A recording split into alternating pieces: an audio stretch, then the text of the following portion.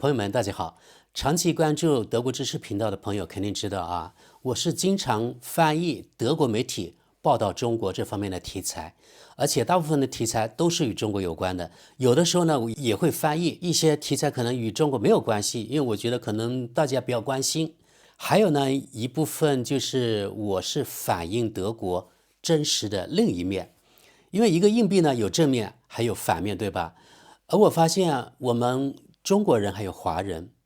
大部分人我发现呢，都是一种故意美化德国、美化西方，所以我觉得啊，就中国人还有华人对德国没有一个全面的认识，而咱们频道呢，在德国嘛，我看到太多这德国真实的东西了，所以呢，我就想我要把德国真实的另外一面，把它反馈给大家，让大家对德国有一个更全面、更真实的认识。好了，有的朋友啊，可能理念跟我不太一样，或者他本来就是很仰慕西方的人，看到我把德国过于真实的另外一面反馈给大家，就认为啊，我是在抹黑德国、丑化德国，我是吃着德国的饭，还砸着德国的锅。如果你认为啊，我这样把德国不太好那一面反馈给大家，呈现给大家，认为是在丑化德国，那我也没有办法啊，那就说明咱们的理念真的不一样，咱们的三观不一样，那不太适合你。那今天呢，我来给大家说说德国好的方面，我就想到哪就说到哪。第一点，我觉得在德国比较好的，虽然德国的数字化可能没有中国那么成功，没有中国那么先进啊，但是德国有一点做的真的不错，那就是免费 WiFi 的覆盖率还是挺高的啊。比如说在德国很多公共场所，火车站呀、机场呀，还有一些露天的公共场合都有 WiFi 覆盖，而且不管你是本地人还是外地人还是外国人，不用当地的手机卡，你就不用注册，直接可以上网。相比之下，我回到中国国内啊，如果没有国内的手机卡，在很多场合你上网都成问题啊，因为它需要手机卡接收那个验证码，你才能上网。在德国不一样，不需要验证码，不需要当地手机卡，找到那个当地免费那个 WiFi， 而且是没有密码的。然后呢，点击链接，它根据德国法律有一个同意你它的使用规则，就是同意你点一下就可以了，然后就可以上网了。另外呢，在德国，比如说在科隆，很多露天的场所啊，比如说在一些广场啊，或者在莱茵河两岸啊，都有免费的 WiFi。这点我觉得真的不错啊。还有在德国超市，当然一般都会有免费的 WiFi 了啊，它是那种连锁超市呢自己提供给客户的。然后呢，像科隆这种公共场所的，科隆市的那种 WiFi， 我认为是科隆市政府它有那一笔资金，专门是提供免费 WiFi。另外呢，虽然我们经常吐槽德国的火车不准时、晚点还有慢，但是有一个就是德国，不管是慢车还是高铁，他们都有免费的 WiFi， 不用注册，直接可以上网。而且进入隧道的话，这个 WiFi 的信号也还不错，至少我坐过的德国高铁是这样，是有信号的。我在中国也坐过啊，目前为止我坐过的高铁，但是我没有一次能够使用火车上面的高铁。虽然它有个那个网 WiFi 网，但是呢你连接不上，反正我没有连接上。我问了列车员，他列车员也找个借口，他说啊对不起，我们今天的那技术上面存在问题，就这样。其实对这一点我还是感到比较失望啊。目前为止呢，我在国内都是用那个自己手机流量上网，在火车站也好，还有在那个高铁上面也好，都没有那个免费的 WiFi 给我用，至少我没有连接上。第二点，我觉得德国好的方面呢，那就是相对来说啊，整个国家还有整个社会呢比较人性化。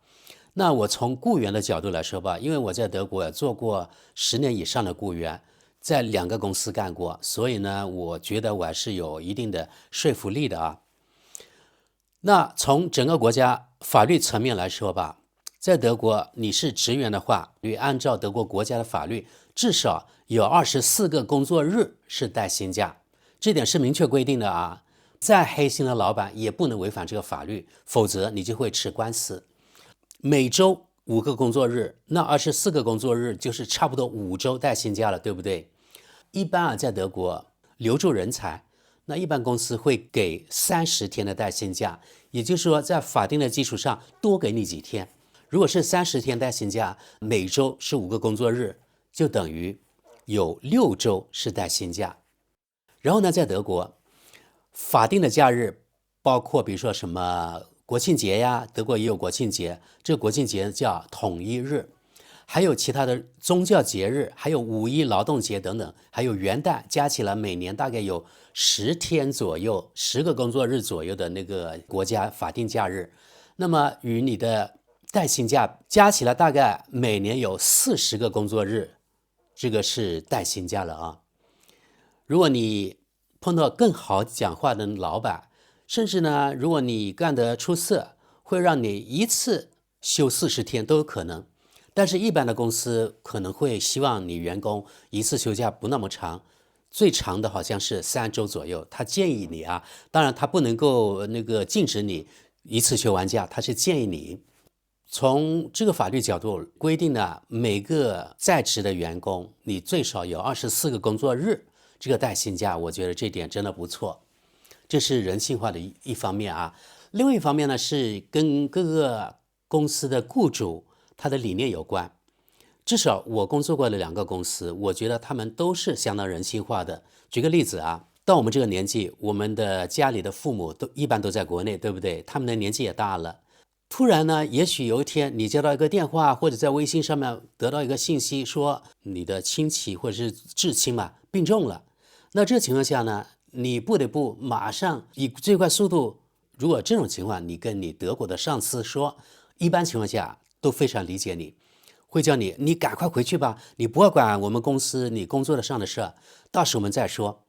然后如果你在国内待了，比如说你待了3、4周、5、6周之后，可能国内你的亲人的病的问题没有完全处理完，然后呢，你跟你的公司联系说，对不起啊，老板怎么样，我爸或者我妈的身体目前还是没有完全好转，我还返回不了德国，你看怎么办呢？一般来说啊，反正我的经历是这样，老板肯定会叫你别担心，你先在家里处理你父母的事。一般呢，我觉得德国的上司还是比较能够理解这子女对父母这个责任啊，我们称之为孝顺嘛，但是他们可能称之为对父母的一种责任，他们是比较欣赏的啊。我觉得天下的人其实这点都差不多，如果你对你的父母好，一般的人都会比较赞同、比较尊敬你，所以在这个情况下，他会叫你别担心，而且现在呢又不像30年前了啊，现在更好，因为现在你能够上网，而且很多东西你有一台电脑的话，你很多事情没有必要你这人的身体在你的公司，你可以每天与公司保持联系，与客户对接，或是与你的同事呢每天进行交流，然后你的工作也不会落下。你即使在国内处理你父母的问题，也照样能够为你的公司继续工作。所以我觉得这点人性化，一个是国家的法律规定有那么多带薪假，另外一个呢就是公司的领导一般还是比较通情达理的，会理解你，然后呢支持你，私人的这种事务也会给予理解，给予你的自由。这是我在德国的经历。还有，我觉得德国的上司相对来说跟下属谈话的时候呢，我觉得他是比较尊重人，而也是比较平等的。就是上司和下属啊，还是日常交往的话，我觉得是比较平等的，好像没有明显上下级的区别。他比较注重你感受，我认为就是讲话比较客气。正因为呢，德国这方面对员工比较尊重，然后呢，国家有法律保障，所以呢，在德国相对啊，就跳槽的频率非常低。经常，比如说上次我最后一个雇主，也就是第2个雇主，我们公司其实只有100人，是中小型的公司，生产型的企业，所以呢，有的同事，我的工友是工人啊。有的在那里干了可能30年都有，就是说从学徒开始到退休，可能一直在那个公司工作。其他职员，我的其他同事也这样啊。从他真的做职业培训开始，他那个职业培训结束，考到证之后呢，公司要了他。从此之后呢，他一直在这个公司工作，不经常跳槽，对公司也有好处。你从公司学到的东西以及你的经验呢，可以继续传给进来的人，理念还有一个技术的积累，可以一代一代往下传。相对来说，好像在中国那边跳槽的频率更高。另外一个呢，在中国跳槽可能更容易提高你的收入，这也是个因素。在德国相对来说，跳槽能够大幅度提高这薪水的这种概率要比中国低很多。又加上在德国，因为它的那个税比较重，通过第二次这收入分配之后，你拿到手的纯收入，也就是税后的收入，区别没有那么大。这种跳槽的吸引力就没有那么高。另外呢，在德国一般有3个月到半年的试用期，这3个月到半年的试用期之内，如果雇主对你不满意，或者你对雇主不满意，过不了试用期，这风险就更高一些。假如你过不了试用期，那对你的履历来说是不好的啊，因为德国非常讲没有任何的漏洞能够衔接上。你未来的雇主看到你的履历上面到这家公司只有3个月，然后又走了，那肯定未来这家的老板他会怀疑你，一个是你的能力不行，另外一个呢，怀疑你对这个公司的忠诚度。所以频繁跳槽在德国是非常不好的，对你的履历，对你今后的职业发展非常不好。我理解的经常跳槽是时间少于2到3年，比如说你每半年跳次槽，或者每1年跳次槽，在德国属于太频繁了，不应该。第3点，因为我在德国是98年就考到驾照了，也就是我开了20多年的车了。从20多年这个开车的车龄来看啊，我觉得我观察德国与其他国家，当然也包括咱们中国啊，德国相对来说在世界上是属于开车非常守规矩的国家之一啊。我觉得最守规矩的国家可能呢就是瑞士了，这个国家，还有奥地利人也不错，然后就是德国了。最不守规矩的，我觉得中国也算得上吧，真的不守规矩，这不得不说。不过呢，这2、3年又好得多了，特别是在中大城市，因为法律更严了，到处有摄像头，并不是说中国人自动的就更有素质了啊，也是因为那个摄像头，也就是因为那个扣分的制度，就是强迫开车比以前更守规矩。越在国内小的地方，开车的人越野蛮，真的是野蛮。有斑马线的地方，形同虚设。如果你大胆的往前走，横过马路，也许你会搭进你的命。即使我在大城市，现在在国内我也是非常注意的啊，绝不闯红灯，一定要绿灯亮了之后，我才会过这个斑马线，而且过斑马线之前，我还要左右要看，这我觉得非常重要。相对来说啊，这点在德国我觉得做得好太多了。不仅是过斑马线、过红绿灯啊，比如说在德国高速公路有这样一个规矩啊，左边的车道肯定是超车道。德国的交通法是不允许你左右超车的，只能从左边超，从右边超车的概率在德国真的很小。真正在德国学过驾照的人，在德国生活过一段时间的人，一般都会从左边超车，而不会从右边。那些从右边超车的，一个是没有素质的，另外一个也许呢不是德国的人。还有在德国啊，开车一般不会摁喇叭，就说没有像很多国家那种嘟嘟嘟嘟全是听喇叭那个噪音，在德国几乎没有。我们的教练是告诉学员是这样的啊，只有在紧急情况下才能按喇叭，紧急情况你可以提醒对方。所以在德国啊，几乎听不到按喇叭的。如果是某天，比如说礼拜6，你见到一个车队有人按喇叭，不停的按，那一般可能是有结婚的新娘子在里面，相当于国内的接亲这种，他们是庆祝，或者呢，比如说有足球队比赛，德国赢了，或者是在德国的很多外国人那个国家的国家队赢了，比如说土耳其队，可能那天有人开车上街，然后呢按喇叭，这种情况下是可以理解。所以我刚才总结第3点，德国人开车比较守规矩，也是德国我认为比较好的一面。还有第4点呢，我觉得好的呢，那就是攀比心没有那么重，这个面子没有那么重要。